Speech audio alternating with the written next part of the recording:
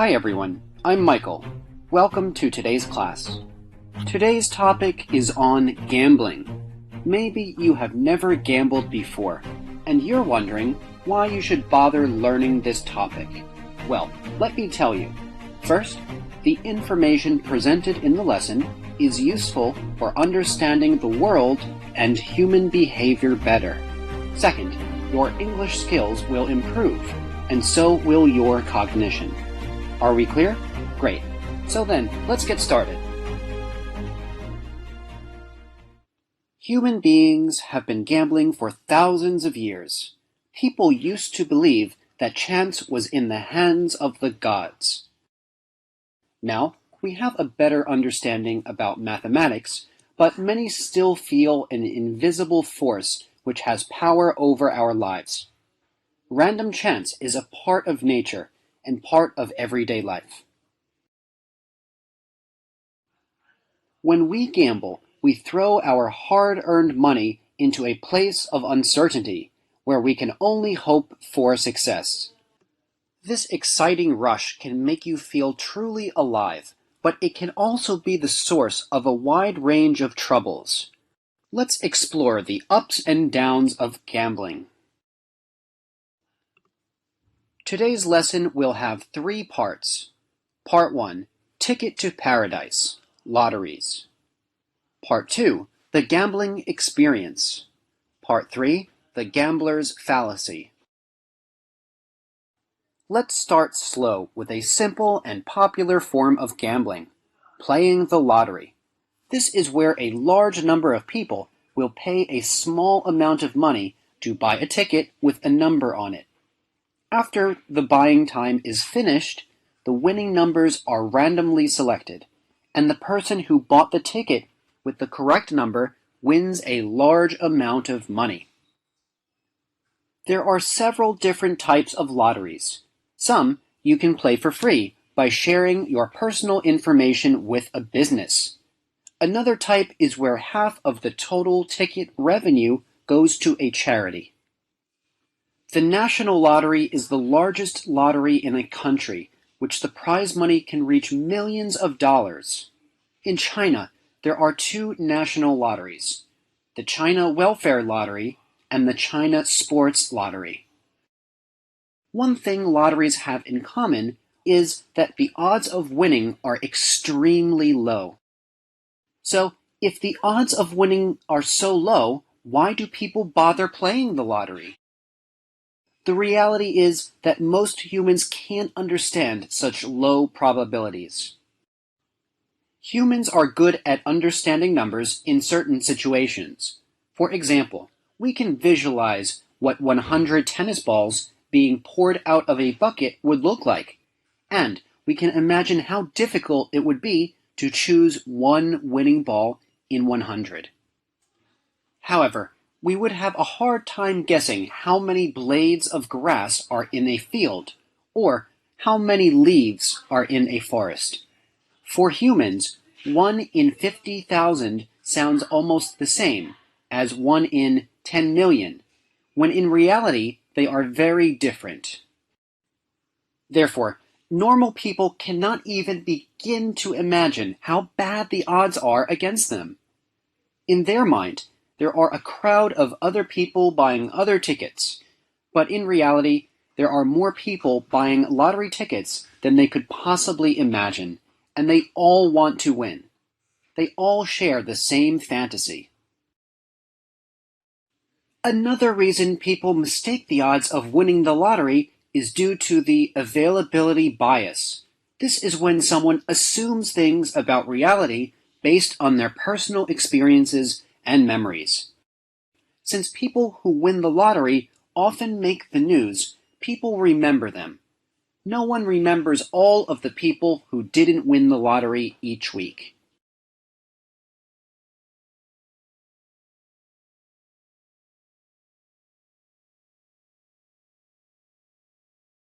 Many people also suffer from wishful thinking, where they believe unlikely positive things will happen and reject realistic thoughts. They have the attitude that somebody has to win, why shouldn't it be me?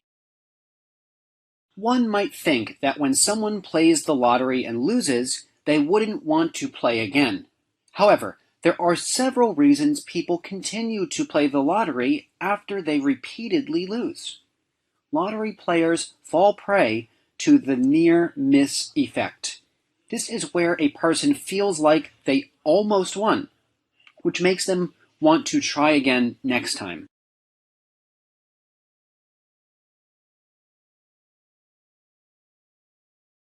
When people feel they are getting closer to winning, they think they are improving their skill of choosing numbers. This is how skills are acquired in life, where practice makes perfect. However, choosing numbers for the lottery is not a skill.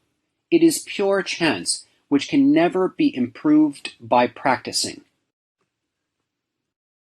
When someone gets a couple of the numbers correct on the lottery, it may give them the illusion that they almost won.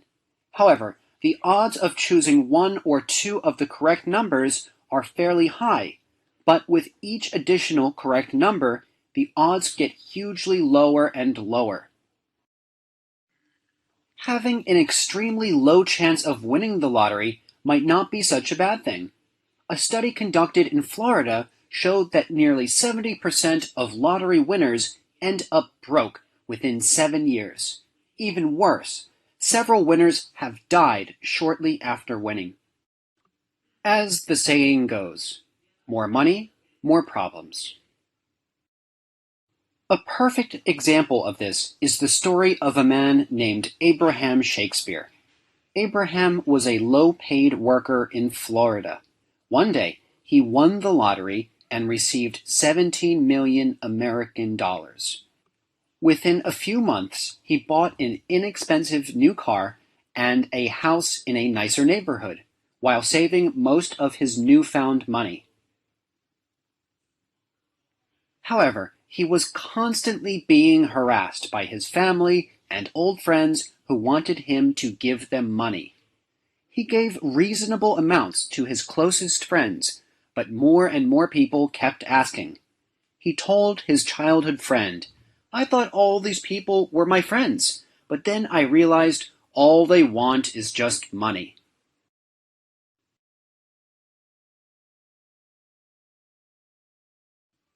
But why do such bad things happen to these people who win money? Why don't lottery winners live happily ever after? In 1978, researchers from the University of Massachusetts conducted a study of the happiness of recent lottery winners. They found that lottery winners reported very similar levels of happiness as people who recently had serious accidents, leaving them with a serious disability. The study concluded that humans judge their happiness from a baseline of past experiences. Therefore, humans will get used to the additional pleasures from their new wealth. They will find it more and more difficult to experience happiness above what they have become used to. Furthermore, people who play the lottery tend to be risk takers. They are generally aware that the odds of winning are very slim, so when they win the lottery, it greatly reinforces their risk-taking behavior. After winning the lottery, a person might feel that they should continue taking big risks.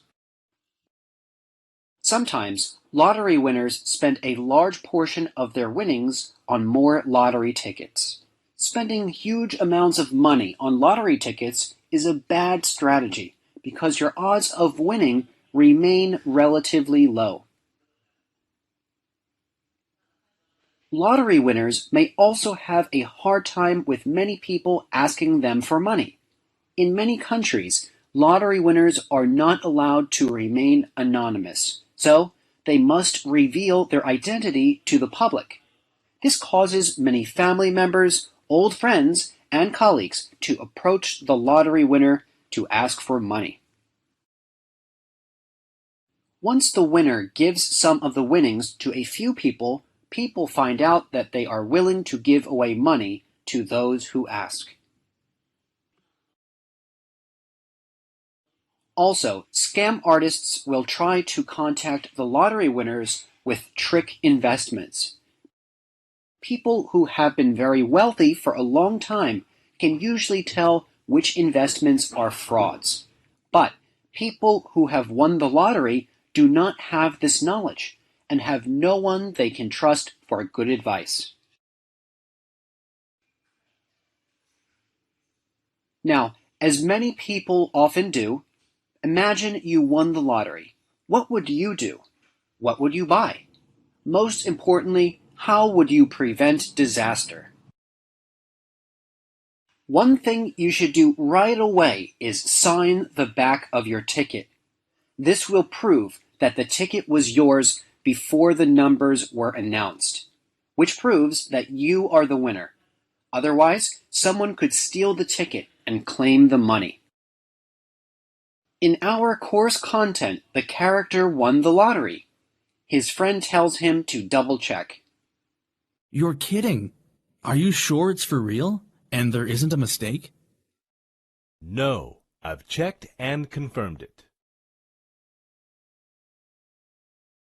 After double-checking, you should cash the ticket. Usually, you have the option of taking all the money at once or in several smaller payments. Think about which one is the best idea for you. When the winnings come gradually, it may prevent you from making big mistakes. However, receiving all of your money at once and investing it properly may earn you more money in the long run.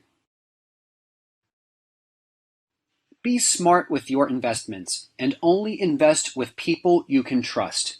The course describes what can happen with bad investments. Be careful about investing. One of my best friends became an investor after he sold some stock in the company he was working for. He's really smart, but he got fooled into investing a lot of money into a company that went bankrupt. He ended up losing his entire investment. Finally, once you have a safe investment plan, you need to continue living how you always have. Don't make any big purchases for the first 6 months. The winner in the course content has the right attitude. What are you going to do about your job? I'll give notice right away and finish the project I've been working on. That's nice. I'm sure the company will appreciate it. Then what? Then I'll take some time for myself and think about what I want to do. While most lottery winners eventually lose their fortune, with a little discipline and patience, you have the chance to live a very comfortable life. At the end of the day, the lottery is a form of entertainment. In the words of Matt Parker in an article for The Guardian, the lottery is not about winning the jackpot. It's about having a tiny, non-zero probability of winning the jackpot. A lottery ticket is permission to dream, to know there is a small chance all of your money and work woes could vanish in a blink of an eye. The lottery is a safe way to gamble, since you can only lose the price of the ticket. However, it also has the lowest odds of winning of any form of gambling. So, if people want better odds of winning money, what should they do? A popular way to try different gambling games is to go to a casino. They have a wide variety of card games, slot machines, table games, and sometimes even horse racing. One of the most popular games in the casino is blackjack.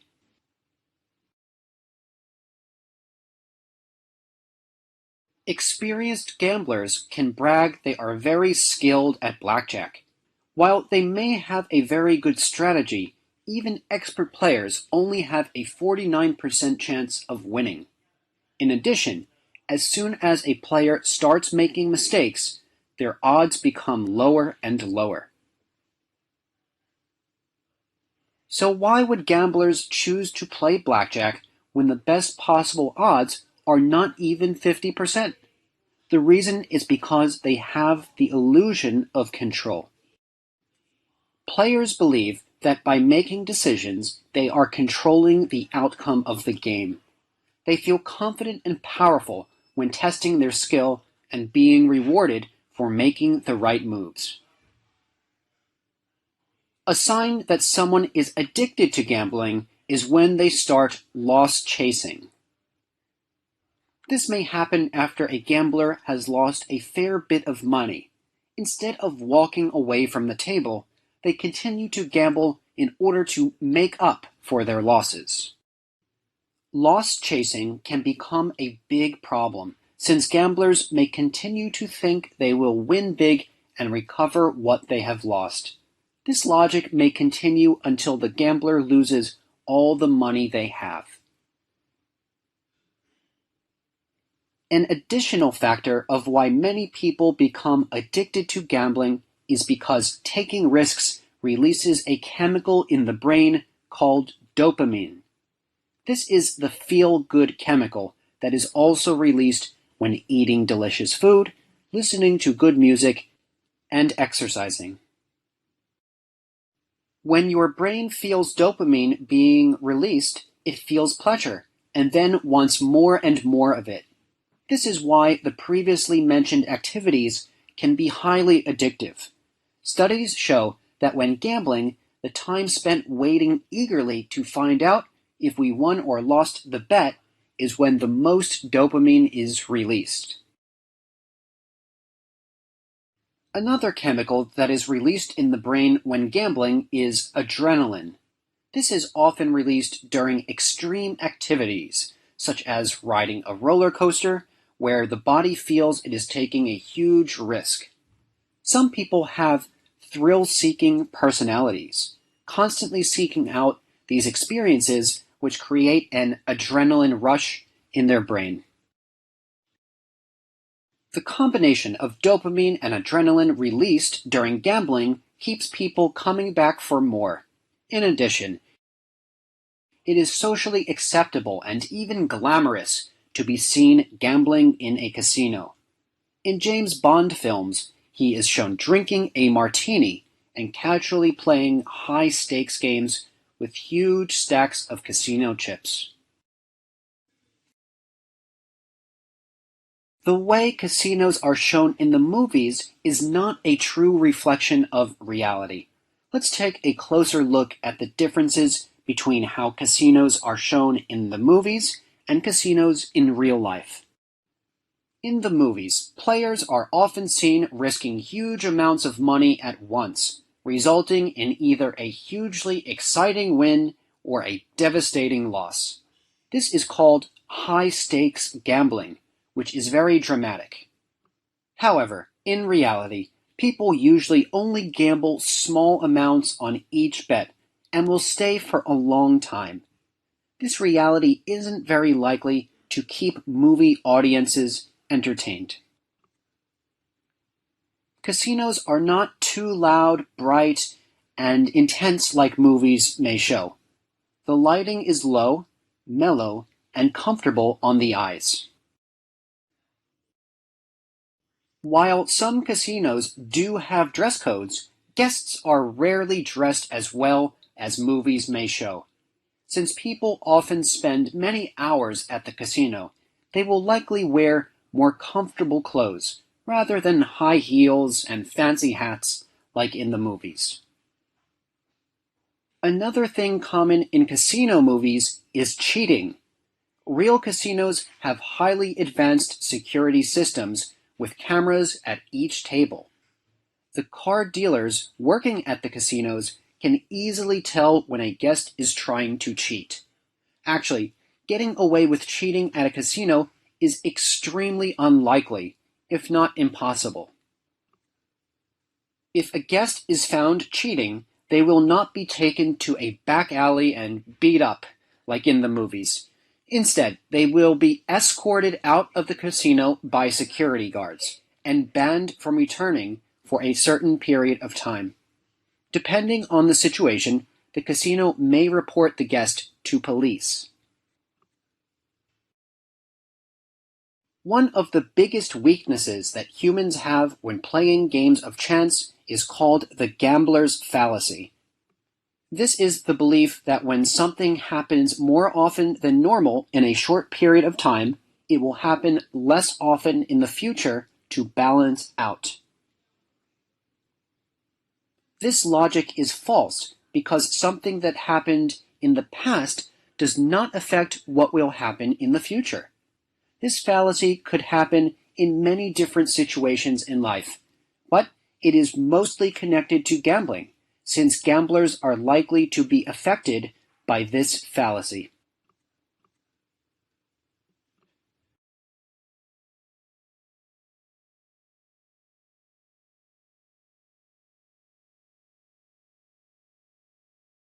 The most famous example of the gambler's fallacy happened at Le Grand Casino in Monte Carlo, Monaco. Gamblers were playing roulette, which is a game where a ball spins around a wheel and randomly lands on either black or red with a 50% chance. People will bet money on black or red before the spin. If the ball lands on the color that they bet, they get back twice the money they bet. The odds are similar to a coin toss. On the evening of August 18th, 1913, the ball landed on black 10 times in a row. All of the gamblers thought that there was no way that the ball could land on black again, that it was due to land on red. Many people bet large amounts of money on red, when in reality, it was the same 50% chance it always was. When it landed on black again, the shocked gamblers lost their money, but had an even stronger belief that the ball must spin red next time. They continued to bet their money on red each spin as the ball continued to land on black 26 times in a row. The casino made a massive profit off the foolish gamblers. This is why the gambler's fallacy is also called the Monte Carlo fallacy. The same logic can be held to a coin toss. If you were to flip the coin 10 times, chances are it will land on heads 5 times and tails 5 times. This is why the gamblers think that if the coin lands on tails the first 5 times, it should then land on heads the next 5 times. However, if you flip tails 5 times in a row, the odds are still 50% of flipping heads or tails the next time. To avoid falling for this fallacy, remember that what happened with the coin in the past does not affect the coin's chance in the present. However, if you are playing with someone you don't trust, flipping the coin on the same side 10 times in a row is a sign that the coin is not real. The gambler's fallacy is not only restricted to gambling.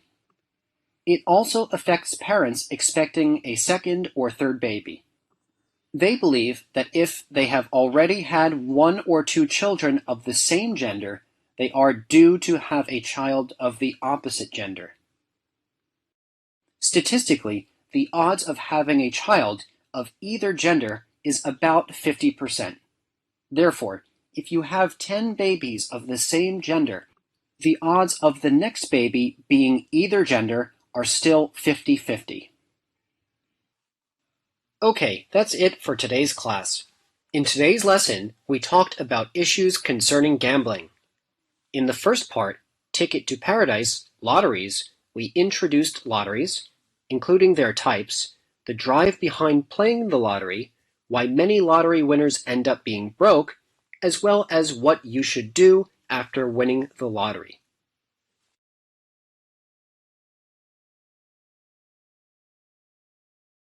In the second part, Gambling Experience, we talked about the psychology of gambling and the difference between casinos in the movies and in real life.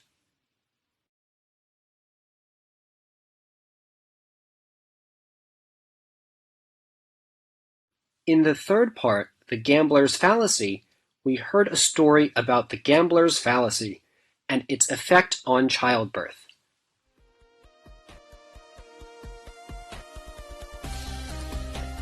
Now that you are aware of the risks and tricks of gambling, you should be able to enjoy it responsibly. If one tried to completely avoid risks in their life, they would miss out on the best parts of life. However, taking unnecessary risks is foolish, as is thinking that we are going to win the lottery. It is important to think critically about the temptations in life.